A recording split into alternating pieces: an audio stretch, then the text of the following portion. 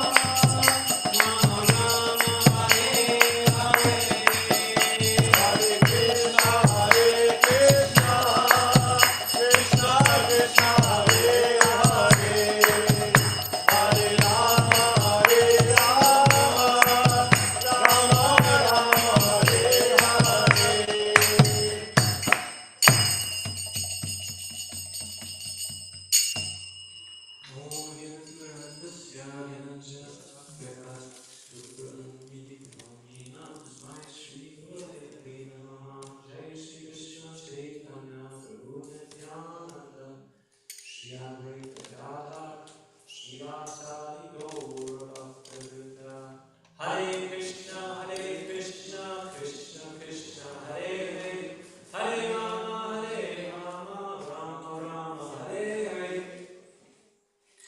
Thank you, everybody, for coming. It's many ways to spend our Sunday afternoon, so we appreciate it.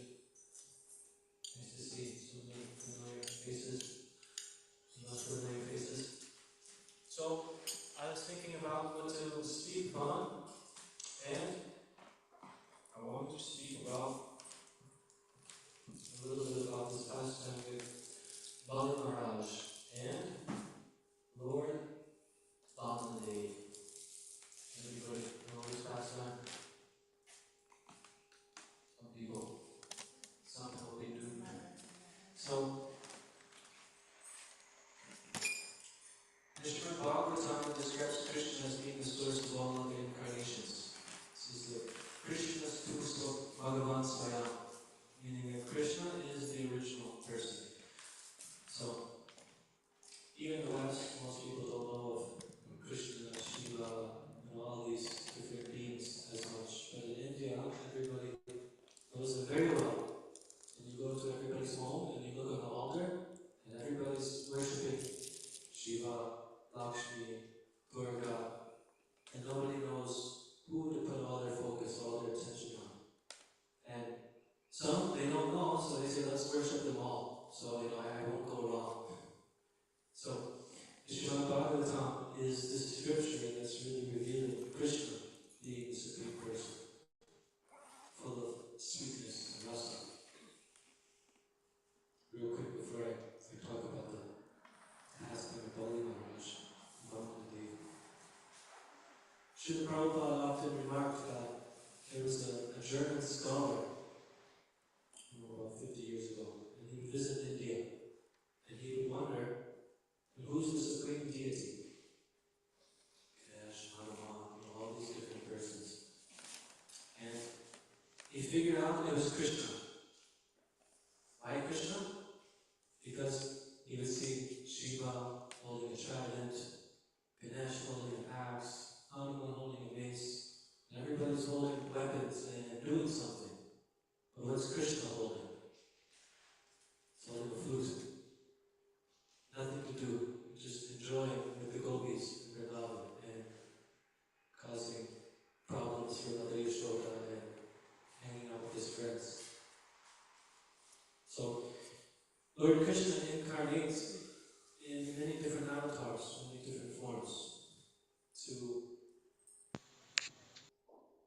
teach lessons, and ultimately reclaim the fallen souls who have forgotten about Supreme Personality of Godhead.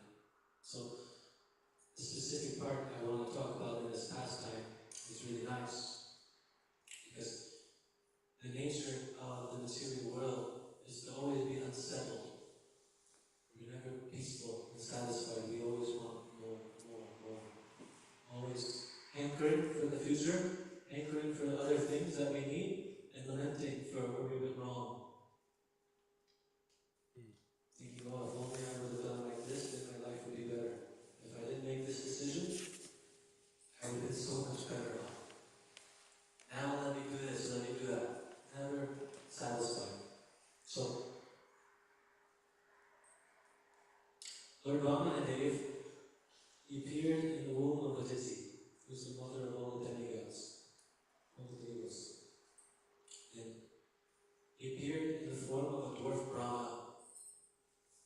It's like a saintly little boy. And there was a big dysfunction in the universe at the time. Bali Maharaj, he was the king of the Asuras, the demons. And they actually overthrew Indra, who was the king of heaven, to control all of the universe essentially. And they did this by worshipping their guru. And this really shows, if we really worship our guru with love and affection and follow his instructions, then empowerment comes. Gain some shakti, some potency, some nice energy. But Shukra Acharya, the name Shukra Acharya means Shukra meaning semen or like bodily relations, material. Acharya means teacher. So he's the teacher who's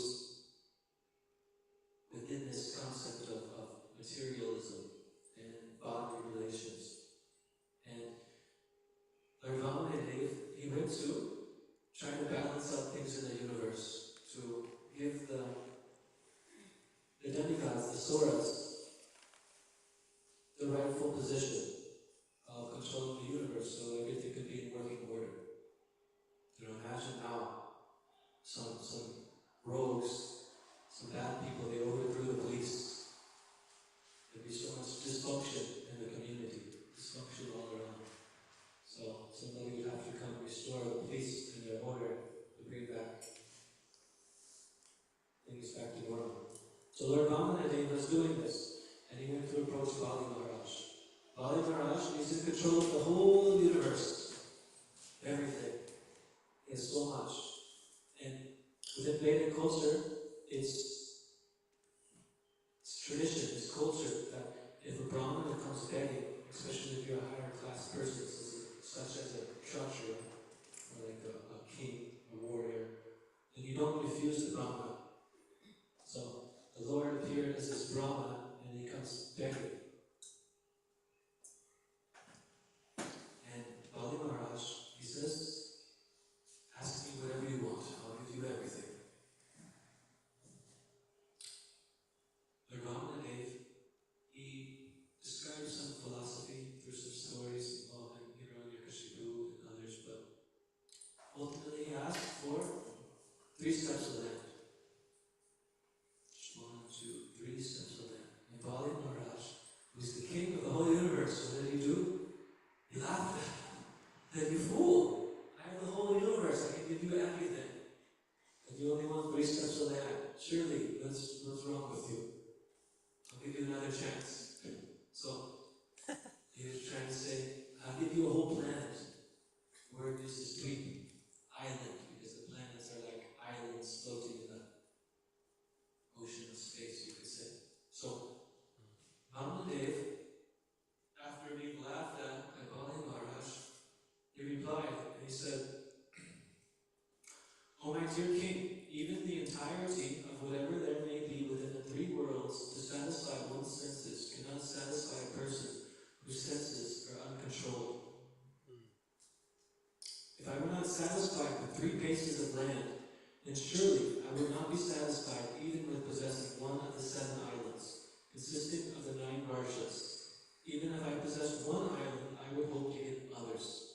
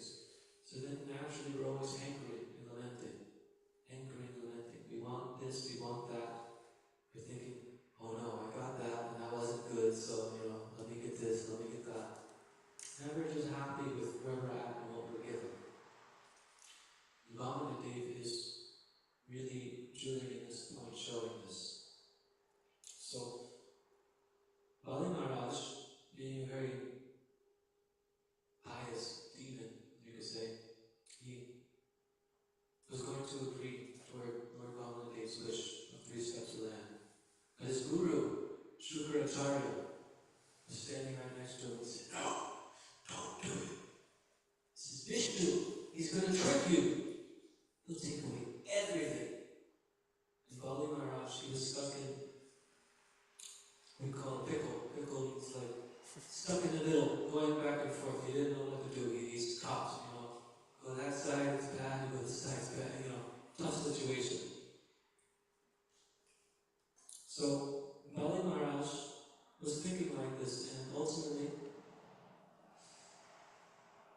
as the Brahmana, who's the Lord, appeared, he said, "Ask me anything, I'll grant you your desire."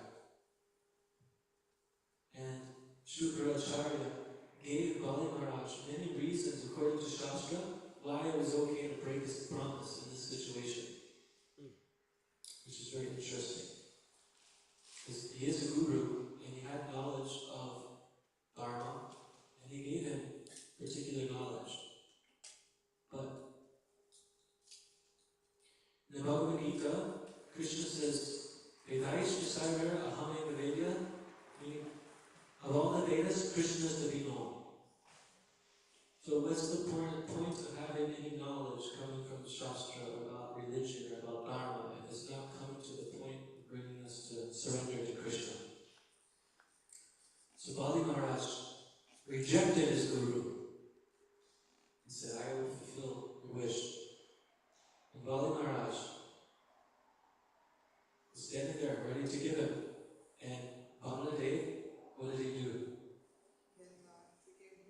Yes. He took one step. That one step went down to the lower planets. He took a second step. His landing expanded. It went to the top of the universe. It actually pierced through the shell of the universe. And this is where the Ganga came and bathed his lotus feet and entered to the universe.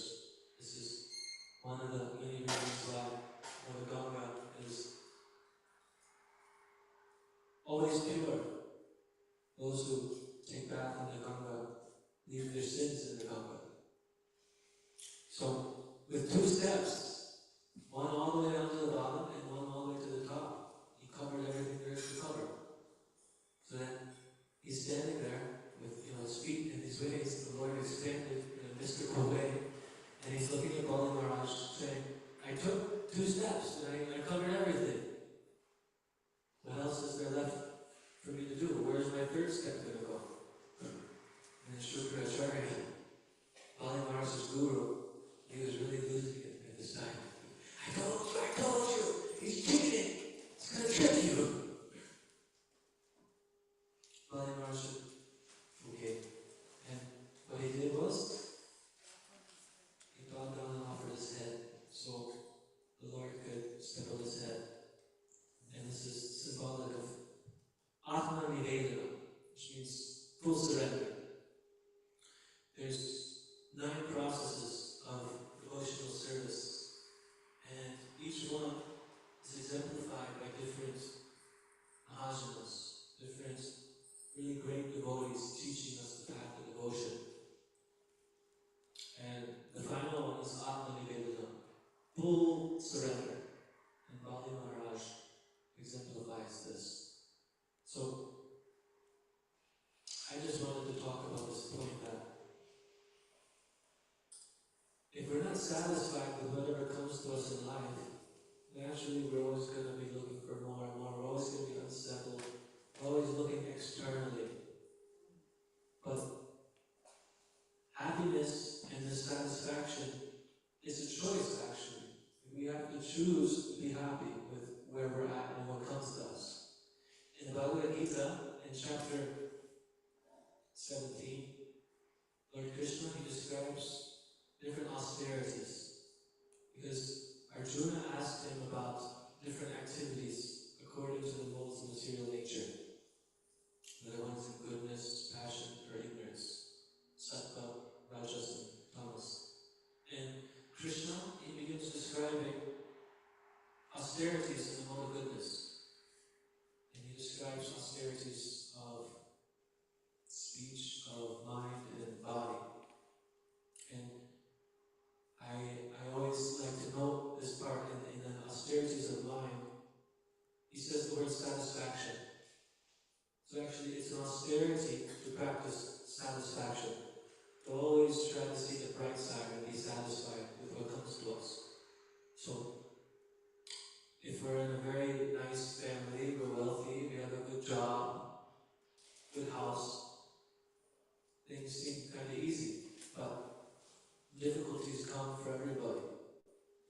those difficulties, do we get frustrated, or do we get down?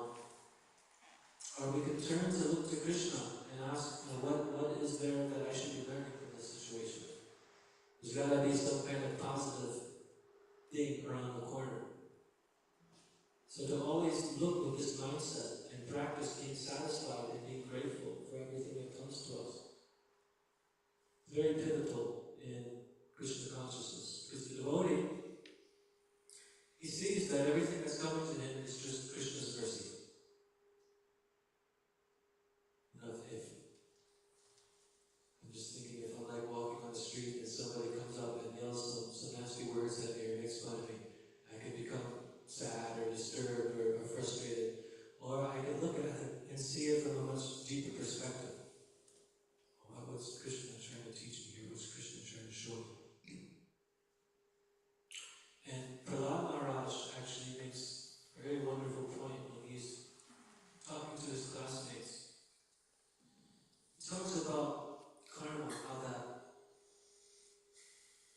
everyone around us is under the influence of the world's material nature and acting according to their karma. So, how could I be angry or upset with anybody around me? Because they're just acting in a way that's more so mechanical, that they can't see above what's really going on, because we're confined to a limited sphere of life. Meaning that I am me, and all I can do is control how I respond to the situation. I can't control how people act. I can't control how the weather is going to be. I can't control much of anything, actually. We could try to get air conditioning, a fan, or a heater, whatever. Try to control it to a certain extent, but ultimately, we don't have much control. So all we can do is control how we respond to any given situation.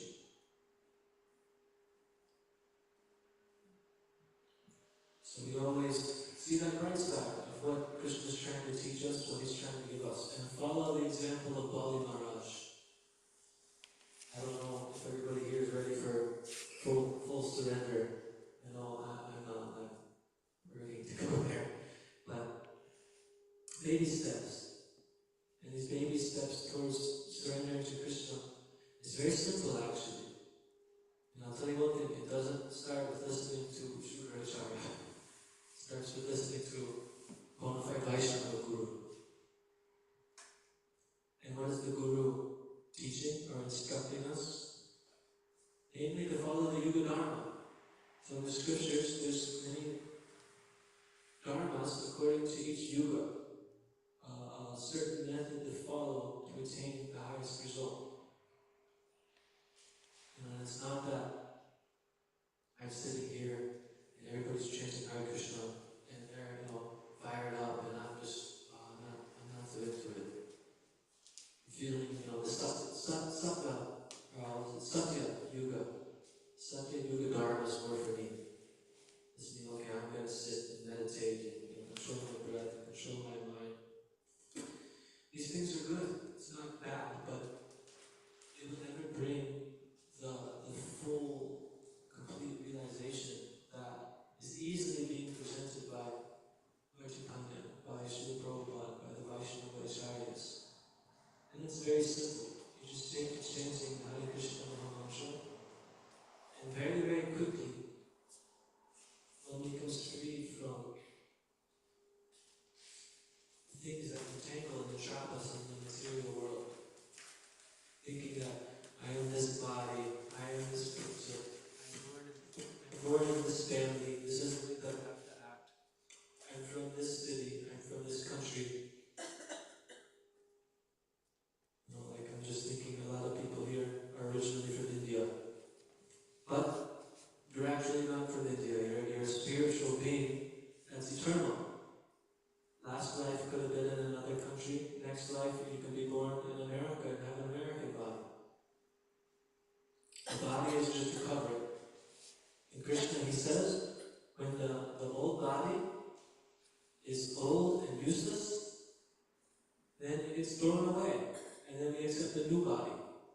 Just like we have old clothes that are torn and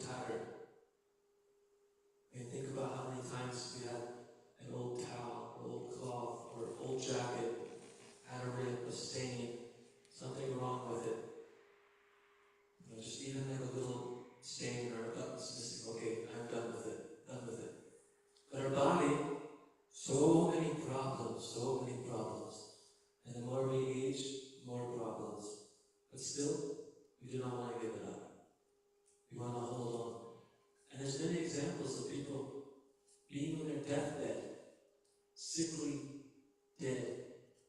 And if an outside person or a doctor looks at them, well, clearly their time is up. They're at the end of the road. But the person often is unable to accept that death is here. Instead of thinking, okay, what's going to happen after this, and take to Krishna consciousness, or hearing about Krishna or the Bhagavad Gita, I think, oh, if only I just had a few more days, if I had a few more years, then I could just make sure my family is situated, I could make sure everything is in order, then I'll be ready to go. This is Maya. This is illusion. We always think, okay, if I just had a little bit more time, then I'll be able to figure everything out, everything will be, and then I'll be okay. I'll be okay to be peaceful. Which is funny, I'm thinking about the whole American culture is built on you work hard and then you enter retirement. So you work hard your whole life and then you enter retirement so you can enjoy. But by the time you get there to enjoy, you're old and your digestion doesn't work so good and it's hard to travel. All these difficulties. Whereas in Krishna consciousness, somebody who's really devoted to Krishna, the older they get, the more service they do. Opposite of retirement. Why? Because we're working hard, doing something that we don't actually like to do for certain reasons, for money, for respect, for whatever it may be. They're good because we have to take care of our family, we have to take care of our life. But ultimately, the point is, we do some activity that we want to retire from. But devotional service, the more you do, the more you want to do. Because you get more and more of a taste. Chanting Hare Krishna is great, but the result of chanting Hare Krishna is more chanting Hare Krishna. So this is a good indication that we can see, is that if we're trying to chant, if we're actually connecting to Krishna, because if we're really taking to trying to connect to Krishna, then actually the result will be, I want to do more, I want to give more. And this is the beautiful thing, because I can sit here and tell everybody why I think they should take to chanting Hare Krishna, why they should read the Bhagavad Gita, why they should come to the temple, do devotional service. But ultimately, the person has to do it themselves, and then they can realize and get a taste. And as we get a taste, we want to do more, do more, do more. And as we always advance to do more service, our consciousness becomes completely shaped and molded in a way that's fixed. That, okay, I'm a spiritual being, I'm not this body, and nothing in the material world will bring happiness. It actually brings entanglement. Family, house, wealth, these things entangle us in the material world. Samsara, stuck in the cycle of birth and death, birth and death, birth and death. So, whether we're old and we're nearing the end of this present life, or we're young and life is still out ahead of us, we should take to the process of chanting Hare Krishna. We should hear from Lord Krishna's words in Bhagavad Gita. Then no matter what happens in life, it becomes clear what to do, how to act, and how not to get so affected by the contamination of Kali Yuga that's all pervasive around us. Kali Yuga is so degraded. Everywhere you go, there's pollution, there's crime, there's obesity. The earth is being raped and pillaged, and everybody lives in the city. Nobody wants to do work.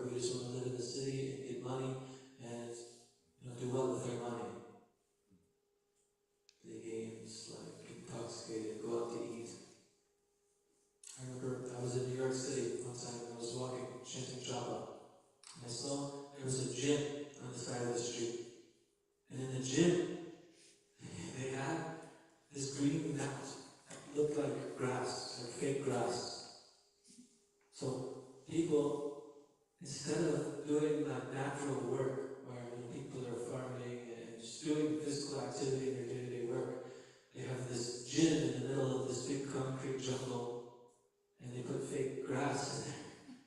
So like if you just put people out on the farm where they're living peaceful in a sattvic environment, doing physical work with the grass there and cows there, there's no need for a gym because you're naturally doing something that's sustaining you. Krishna, he says, it's the verse, one has to perform work just to maintain his body. So by doing work and activities, the body continues going on. But because the world is so affected by Kali Yuga, the work and activities that we often do, that's a way. I remember personally, when I first found out about Krishna consciousness and was trying to become a devotee, I found it very difficult. Where am I going to go to work? This place is serving alcohol. These places cutting, animals and serving meat. This place is cheating people by doing this, by doing that. So how can I work anywhere? And if you look, there's flaws everywhere. I ended up doing landscaping, working outside with grass and trees, which is nice. It's pretty sattvic, but still we're putting down chemicals, fertilizers, poisons on the ground. So you can look outside and say, oh, everything looks really nice. I was just in India, and Vrindavan, especially in a lot of places you go, it's dusty like anything. There's trash everywhere. There's open sewers that are blocked up with trash and often flowing in the street. There's poor people who have nothing who are living on the street, begging everywhere. So it's easy to look here outside and think, oh, there's grass, there's trees. Everything is pretty nice. But everything that goes into building this world as it is uber karma. Uber karma meaning great karma that always entangles us more and more. It brings more problems. We try to fix one problem with this, and then this brings more problems and more problems. I'm just thinking there's this big field out here, and to cut the field of grass, we have to have this massive lawnmower. So then the lawnmower requires oil, it requires gasoline. To get oil and gasoline, you have to drill into the earth, you have to refine these things with chemicals, there's so much waste product. People are fighting over oil and these things, there's wars.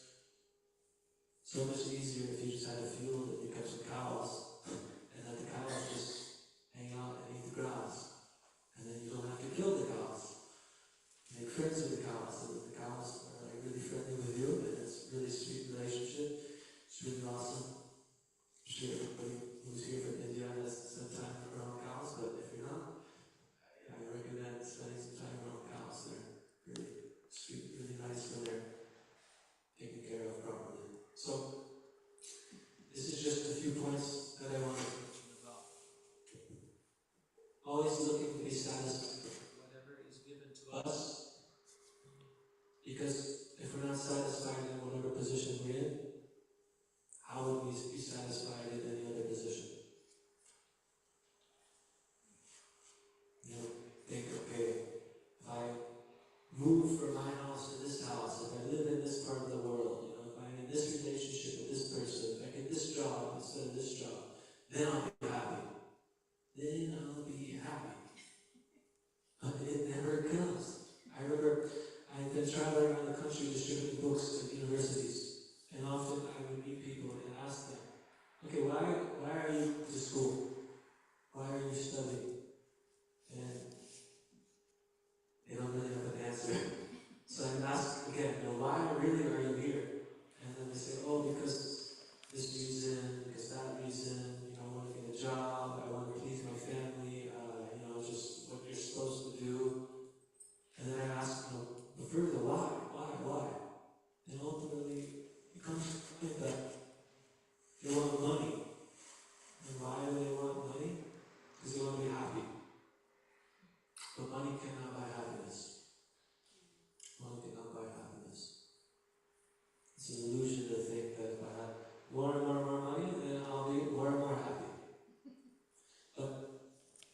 is great. Money can buy us a house, nice security, all these things.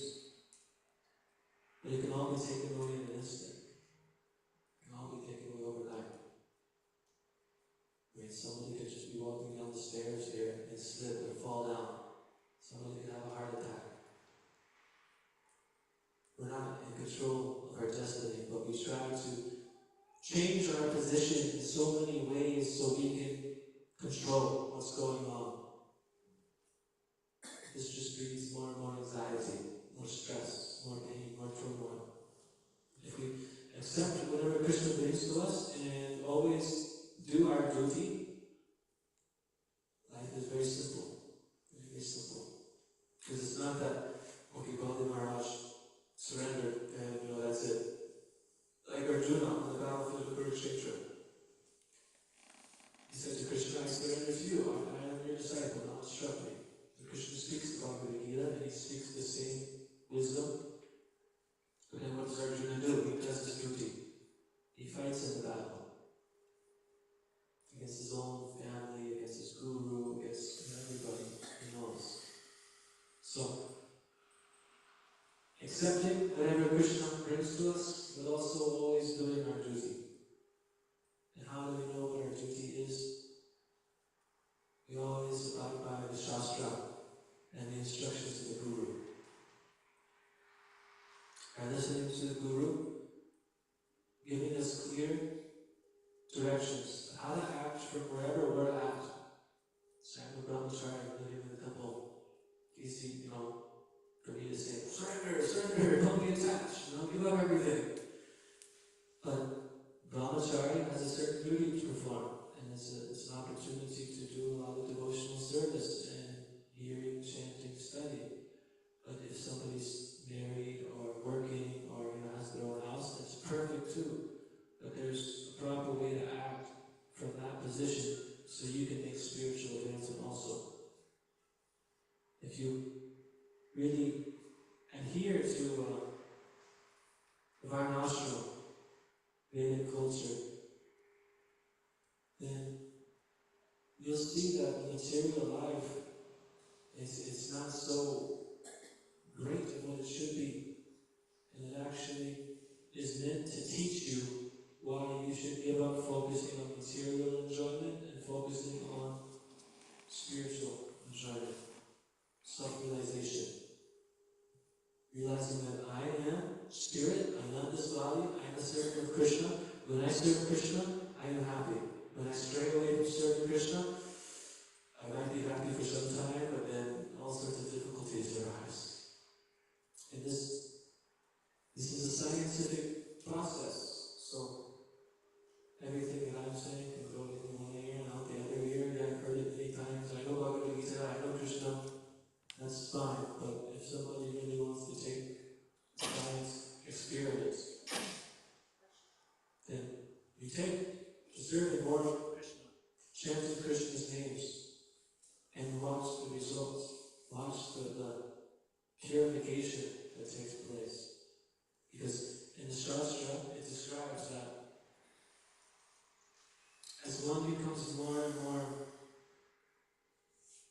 realized in the spiritual realization, then nobody has to tell them that. It's like when you're eating.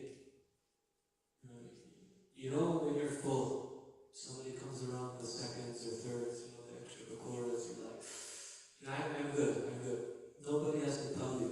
So similarly, when we take up this path of Krishna consciousness, nobody has to tell you that you're actually making advancement. But how do we know that we're advancing? Is that our affinity for the material world, the sense gratification, the temporary pleasures that always come and go, the distresses that come with it, the concept of this body being me, my family is mine, all these things will start to diminish. And naturally, you see, Krishna is the Supreme Person. He's always been, he always will be. He's beyond this material world. And if I take him, serving him, then naturally, life becomes sublime.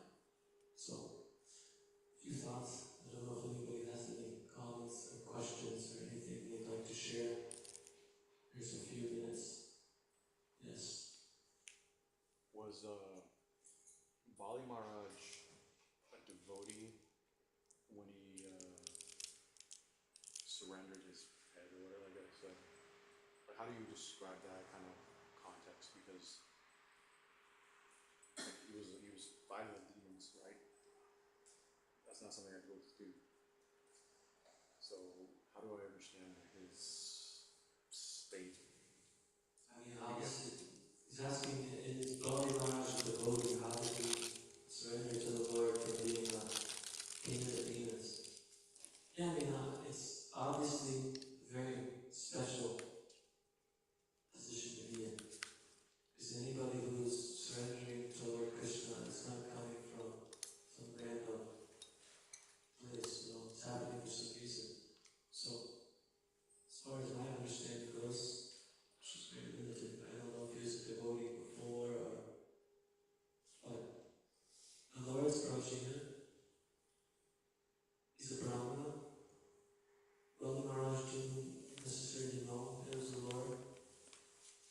He promised the Brahmana that I'll give you whatever you ask. He wants to give it to him. Shri Krishna says, no, that's Vishnu. He's going to cheat you. And Bali Maharaj followed through with his promise and surrendered anyways. So to find out if he was a devotee before or his backstory and how he got to that platform, I don't know. I would have to go refer to the scriptures and read more detail. I wish I could have read it before I came and talked. I just wanted to talk about this point that hopefully everybody can remember that if you're not happy with what's given to you, then it's hard to be happy. It's hard to be happy in any other situation. So, I can look it up and maybe next week I can give you more information. Sorry. No problem. Is there any other thoughts or comments or thoughts? Just poking around. Yeah. You have to. What's your running?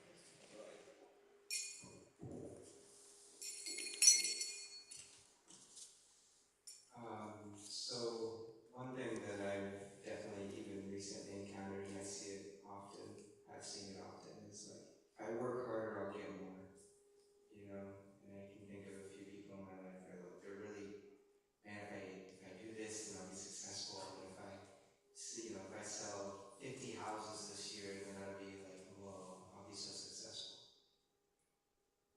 And I see it, and I say, yeah, I mean, that's fine, but like, is that the will of God?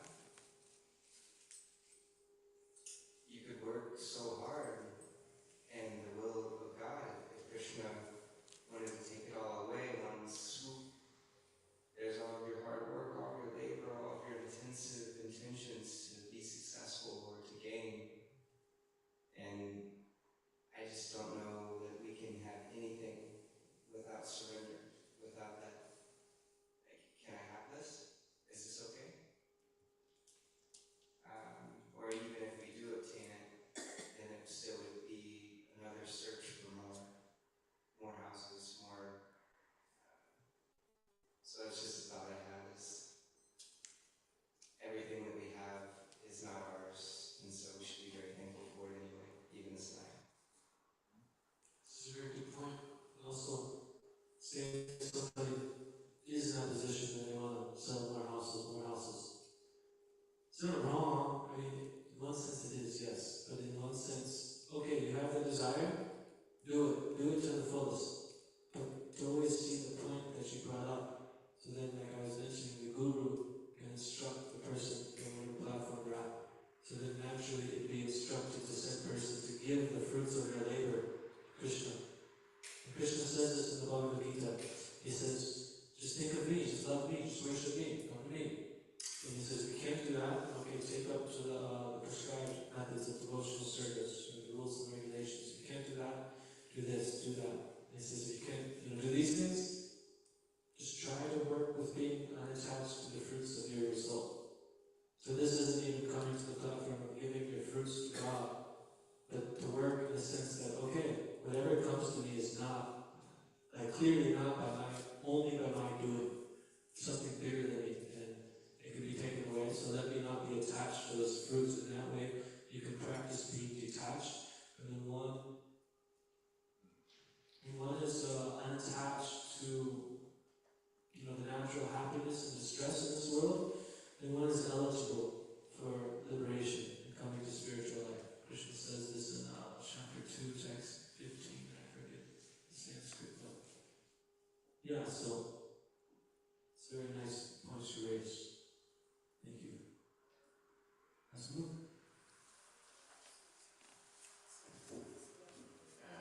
Krishna Prabhu.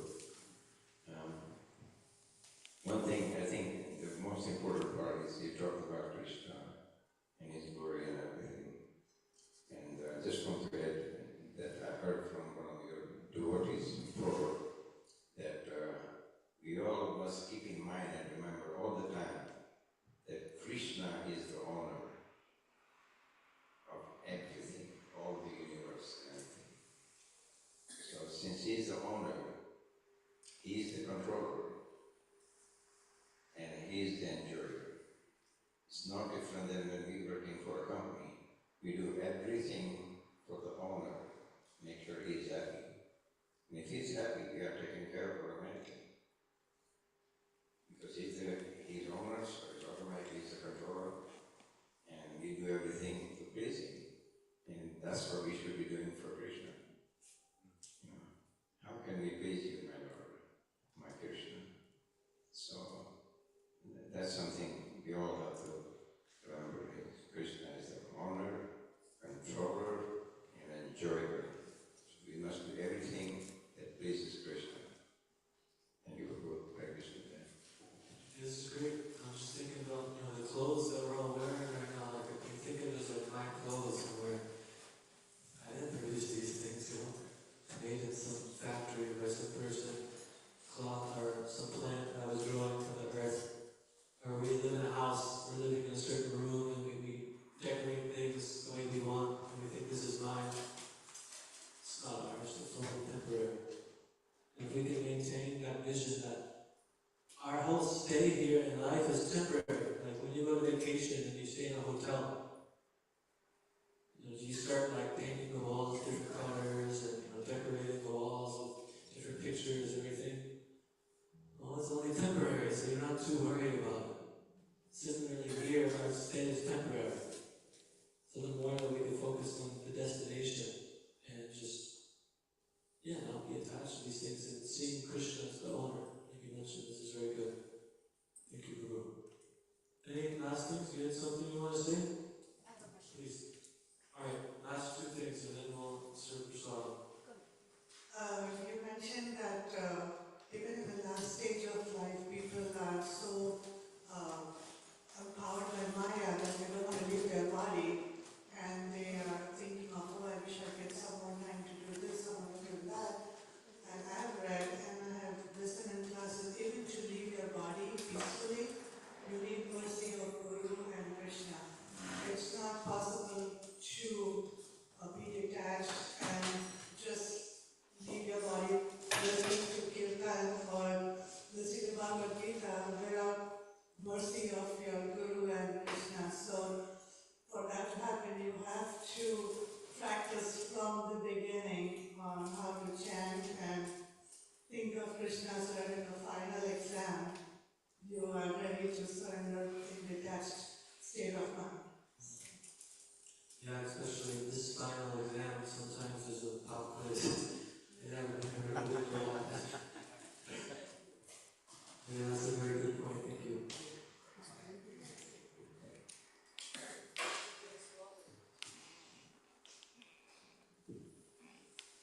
So it sounds like every choice we make in life is influenced by the three gunas that you mentioned earlier. The sattvic, which is the highest, rajasic, and the tamas, right? So I think, to me it seems like as you get older, with the experience of life, you progress towards being more, to make sattvic choices. So I can't imagine on the college campus that they would accept it as easily as someone who's maybe in their 40s and 50s, just because of life experience and what they've done. So,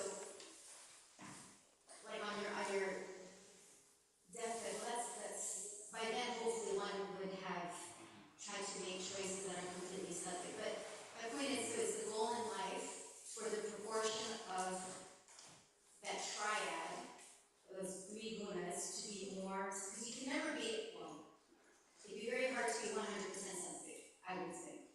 But it's the goal to be, instead of 10, 10, 80,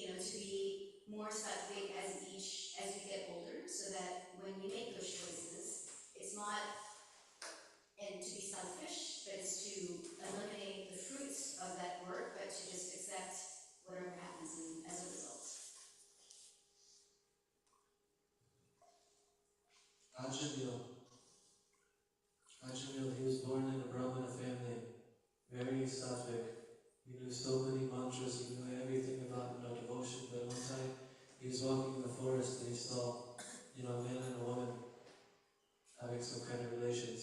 And this planted a seed in his heart, and eventually he fell down and became hankering after this.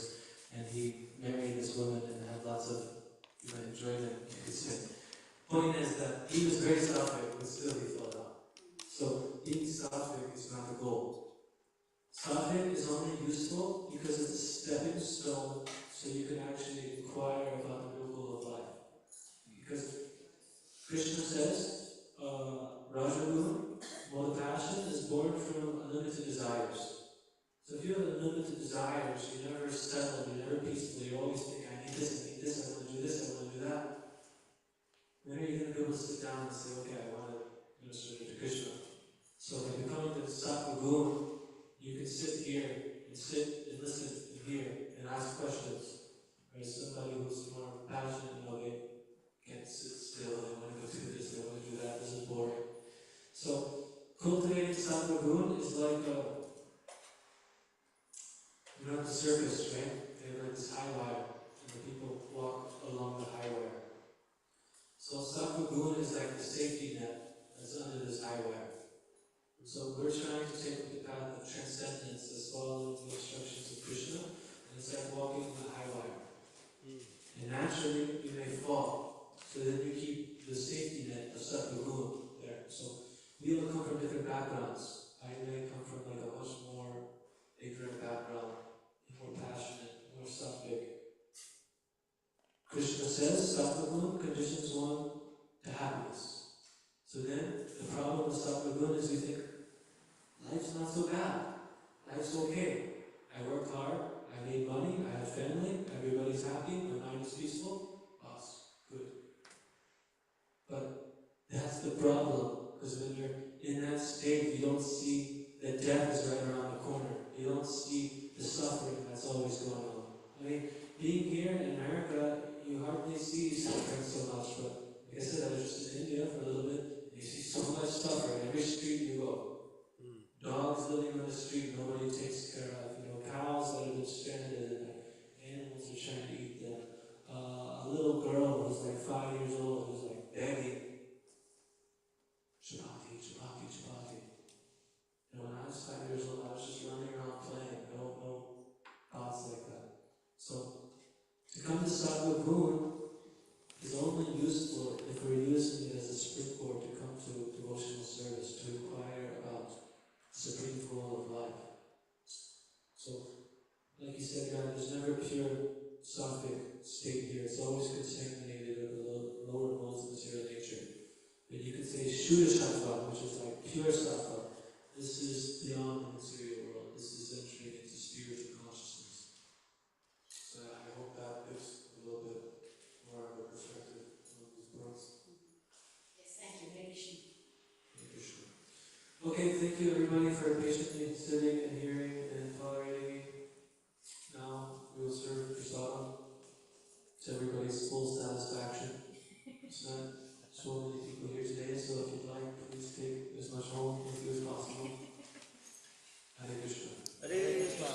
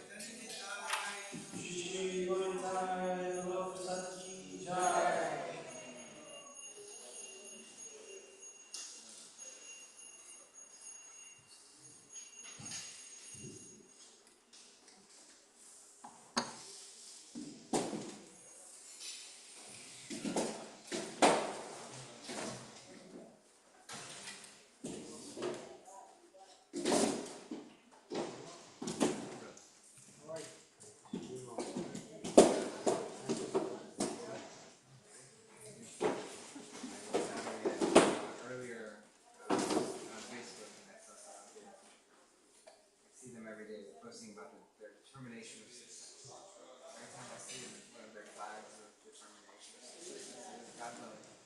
I say to myself, it says God willing. You know, and it's a feeling, you know, like negative. You want people to achieve what they want to achieve. But it's like, that's such a Problems removed. I'll show you.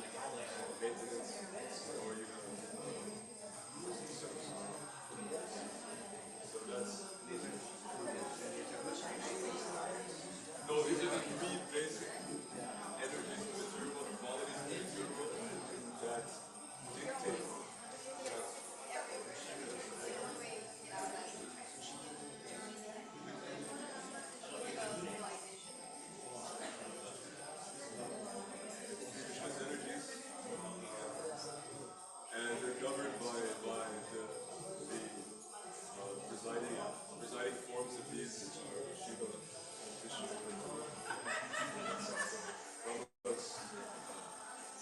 the presides here, Kashi, Vishnu, and they're in charge of the different aspects of material creation, destruction, and maintenance of this material universe. But their influence is spread, so that's one function of their influence, creation, destruction. But their influence is spread in all things in this material world. So we can see that even foods are categorized in goodness, compassion, and happiness. Everything in the material world is categorized in this, and there's different mixes of it, and different bodies, animal bodies, human bodies, and many bodies. They're all coming from the combination of these.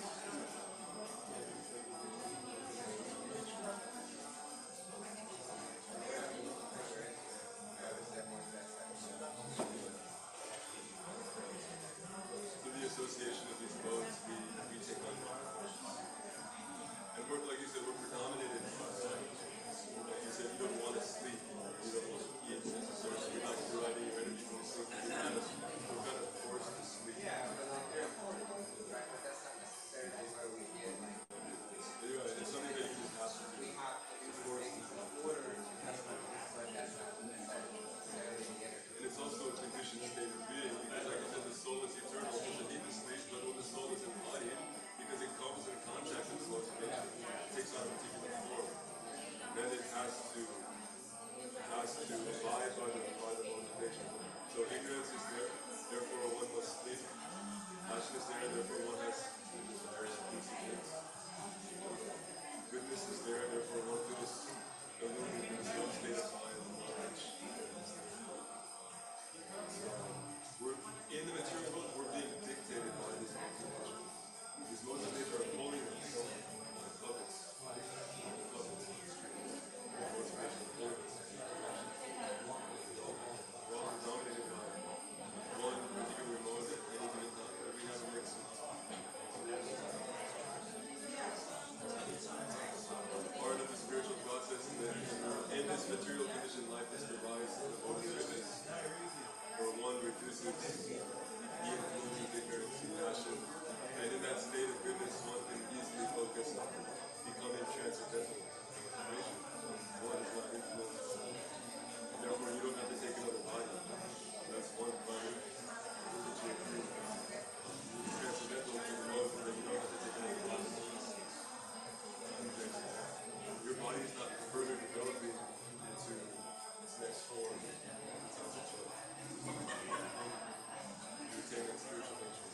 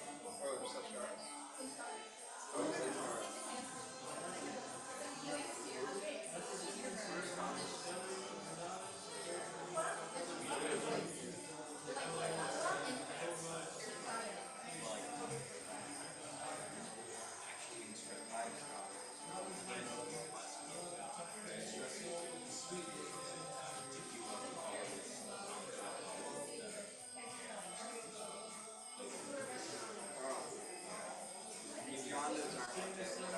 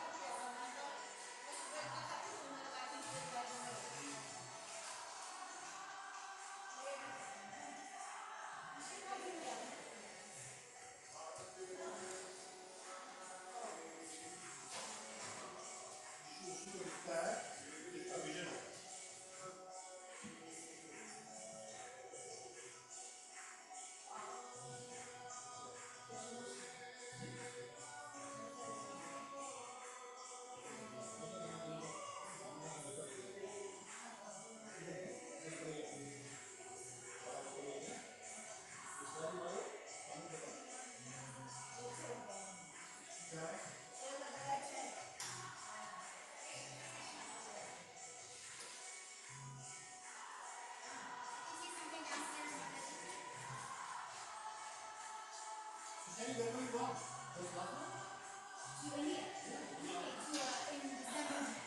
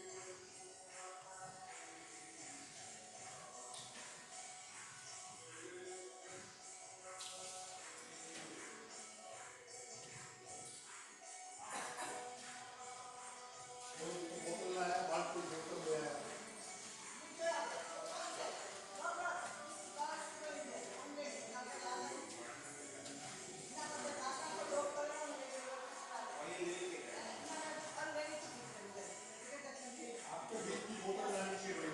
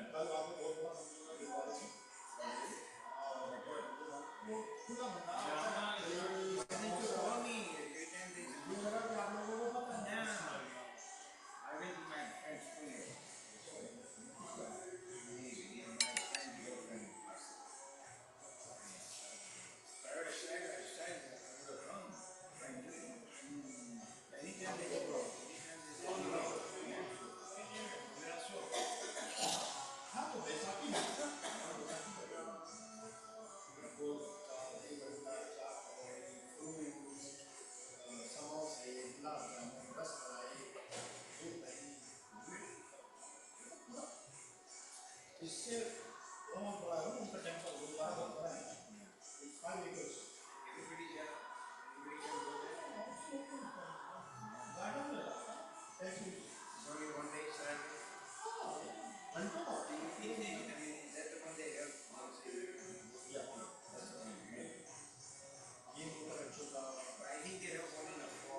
Sherry, did you go to the Gurdwara yesterday or no? You don't go to the Gurdwara yet? Baisakhi mein nahi jate? I've only gone once when our friend did the sponsorship. Not regularly. लेकिन कल था ना मुझे लगा शायद वो एक साल का जो सालाना होता है ना सालाना है ना कल बैसाखी का अच्छा अच्छा तो बैसाखी का था तो नया गुरुद्वारा में था वो पे लॉन्च की तरफ मंदिर से हेवी टेम्पल से 10 किलोमीटर पहला छोटा टेम्पल गुरुद्वारा था ना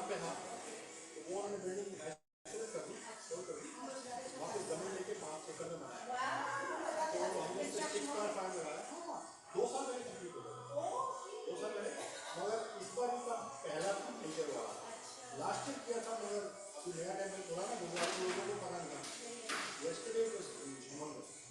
तो मम्मी ने बोला कि जाने तो उन लोग के 2 बजे हाँ मैं गया था 1 घंटे के लिए गया था मैं वहाँ था 12 से 1 बजे तक क्योंकि सुबह था 9 से फंक्शन था और 4 बजे बच्चों के खिलौने झूलने वाले जो होते हैं हाँ सुबह 9 से शाम को 4 बजे तक 4 घंटे होता है और बहुत कुछ होते हैं स्टॉल होते हैं जैसे गुलाब जामुन रसमलाई पानी पूरी जैसे वहाँ पे नहीं होता है वो तो 5 किया है 5 तो शाम को है मुझे तो सुबह से 4 बजे तो बैठना पड़ता है ना तो मुझे तो फर्क नहीं पड़ा मैं यहाँ पे प्लाजा में आया बाद में प्लाजा में आया तो फूल है तो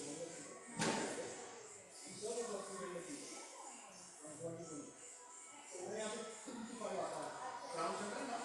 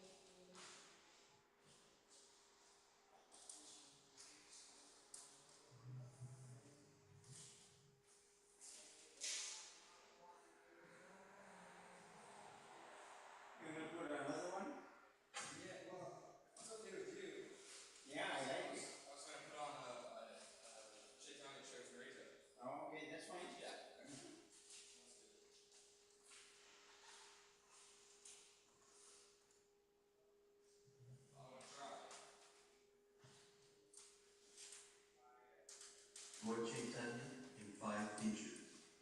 Part 1, Text 1. Let me first offer my respectful obeisance to Lord Chaitanya Mahaprabhu, who is the ultimate goal of life, the one bereft of all possessions in this material world, and is the only meaning for one advancing in spiritual life. Thus, let me write about his magnanimous contribution of devotional service in love of God. Purport. A person in the conditioned stage of material existence atmosphere of helplessness. But the conditioned soul, under the illusion of Maya, or the external energy, thinks that he is completely protected by his country, society, friendship, and love, not knowing that at the time of death, none of these can save him. The laws of material nature are so strong that none of our material possessions can save us from the cruel hands of death. In the Bhagavad Gita 13:9, it is stated, Janma Mrityu Jara Vyadi Dukam Doshanu Darshanam. One who is actually advancing must always consider the four principles of miserable life, namely birth, death, old age, and disease. One cannot be saved from all these miseries unless he takes shelter of the lotus feet of the Lord. Sri Chaitanya Mahaprabhu is therefore the only shelter for all conditioned souls. An intelligent person, therefore, does not put his faith in any material possessions, but completely takes shelter of the lotus feet of the Lord. Such a person is called a Krishna, or one who does not possess anything in this material world. The Supreme Personality of Godhead is also known as Akinchana Gochara, or he can be achieved by a person who does not put his faith in material possessions. Therefore, for the fully surrendered soul, who has no material possessions on which to depend, Lord Sri Chaitanya Mahaprabhu is the only shelter. Everyone depends upon dharma, religiosity, artha, economic development, kama, sense gratification, and ultimately moksha, salvation.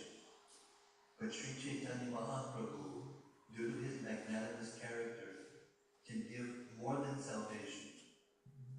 Therefore, in this verse, the words Inarthadika Sadhakam indicate that although by material estimation, salvation is of a quality superior to the inferior interests of religiosity, economic development, and sense gratification, above salvation, there is the position of devotional service and transcendental love for the Supreme Personality of Godhead. Sri Chaitanya Mahaprabhu is the bestower of this great benediction. Sri Chaitanya Mahaprabhu said, Prema Umarto Mahan. Love of Godhead is the ultimate benediction for all human beings. Srila Krishnadas Kaviraj Goswami, the author of Sri Chaitanya Charitamrita, therefore first offers his respectful obeisances unto Lord Chaitanya Mahaprabhu before describing his magnanimity in bestowing love of Godhead. Text 2. Let me offer glorification to the Supreme Lord Sri Chaitanya Mahaprabhu. One who has taken shelter of his lotus feet is the most glorified person. Purport. Prabhu means master. Sri Chaitanya Mahaprabhu is the supreme master of all masters. Therefore he is called Mahaprabhu. Any person who takes shelter of Sri Krishna Chaitanya Mahaprabhu is most glorified, because by the mercy of Sri Chaitanya Mahaprabhu, he is able to get promotion to the platform of loving service to the Lord, which is transcendental to salvation. Text 3. In the beginning, I have discussed the truth about the spiritual master. Now I shall try to explain the Panchatattva. Purport. In the first chapter of the Chaitanya Charitamrita, Adi Lila, the author, Srila Krishnadas Kaviraj Goswami, has described the initiator spiritual master and the instructor spiritual master in the verse beginning with the words Vande Guru Isha Bhaktan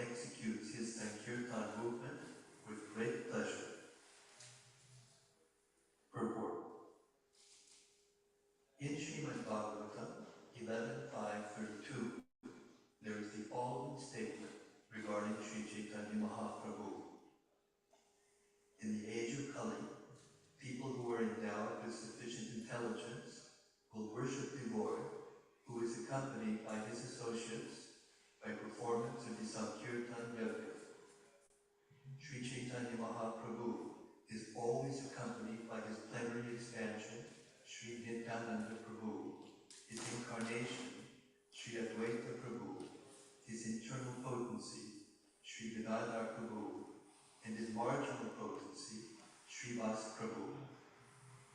He is in the midst of them as the Supreme Personality of Godhead.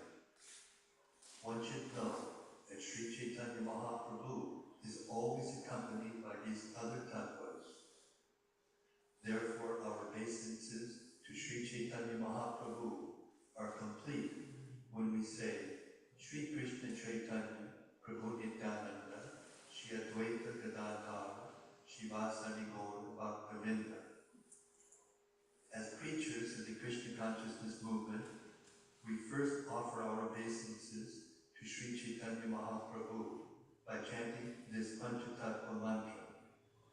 Then we say, Hare Krishna, Krishna Krishna, Hare Hare, Hare Rama, Rama Rama, Hare Hare. There are 10 offenses in the chanting of the Hare Krishna Mahamantra, but these are not considered in the chanting of the Panchatattva mantra, namely, Sri Krishna Chaitanya Prabhu Nityananda, Shri Advaita Gadadhara, Shivasari Gaur Bhaktavinda. Sri Chaitanya Mahaprabhu is known as Mahabhadandavatara, the most magnanimous incarnation, for he does not consider the offenses of the fallen souls. Thus, to derive the full benefit of the chanting of the Mahamantra, Hare Krishna, Krishna Krishna, Hare Hare, Hare Rama, Rama Rama, Hare Hare. We must first take shelter of Sri Chaitanya Mahaprabhu, learn the Panchatattva Mahamantra, and then chant the Hare Krishna Mahamantra. That will be very effective. Taking advantage of Sri Chaitanya Mahaprabhu, many unscrupulous devotees manufacture a Mahamantra of their own. Sometimes they sing Bhajanitya Gaura Radhe Shyam, Hare Krishna Hare Rama, or Sri Krishna Chaitanya Prabhu Nityananda, Hare Krishna Hare Rama, Sri Radhe Govinda.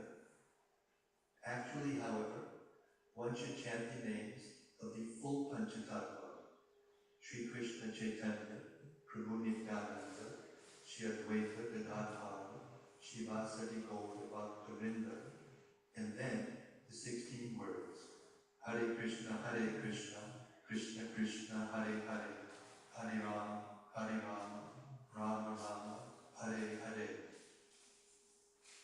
But these unscrupulous, less intelligent men confuse the entire process.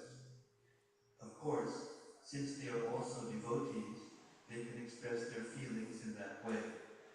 But the method prescribed by Sri Chaitanya Mahaprabhu's pure devotees is to first chant the full Panchatattva mantra and then chant the Mahamantra.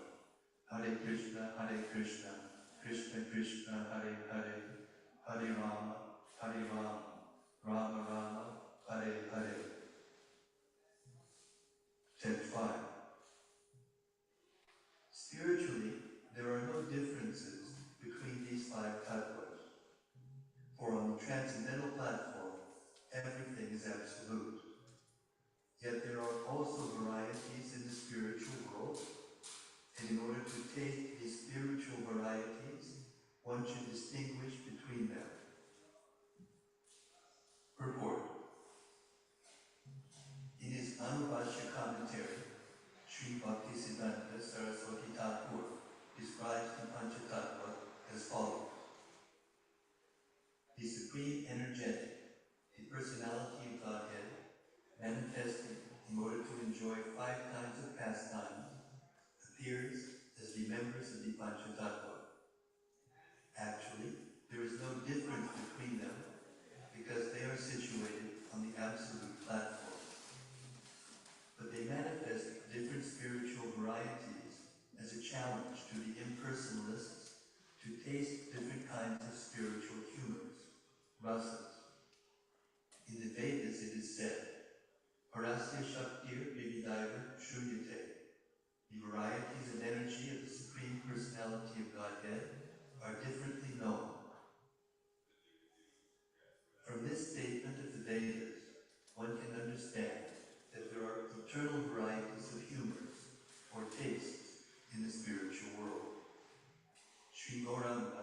Sri Nityananda, Sri Advaita, Sri Gadadhar, and Srivas Thakur are all on the same platform, but in spiritually distinguishing between them, one should understand that Sri Chaitanya Mahaprabhu is the form of a devotee.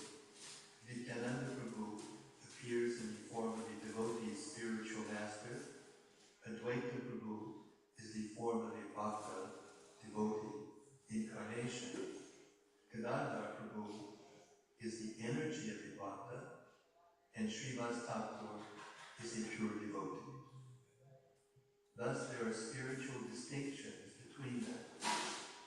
The Bhakta Rupa, Sri Chaitanya Mahaprabhu, the Bhakta Surupa, Sri Nityananda Prabhu, and the Bhakta Avakara, Sri Advaita Prabhu, are described as the Supreme Personality of Godhead Himself, His immediate manifestation, and His plenary expansion.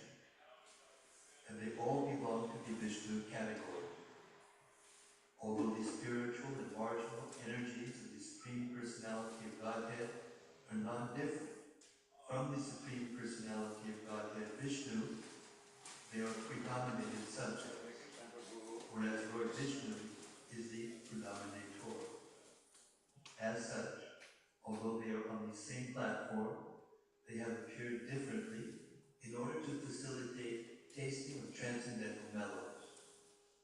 Actually, however, there is no possibility of one being different from the other, for the worshipper and the worshipable cannot be separated at any stage.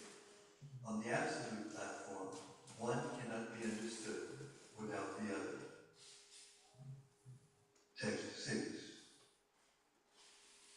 Let me offer my obeisances unto Lord Sri Krishna, who has manifested himself in fire as a devotee, expansion of a devotee, incarnation of a devotee, pure devotee, and devotional energy.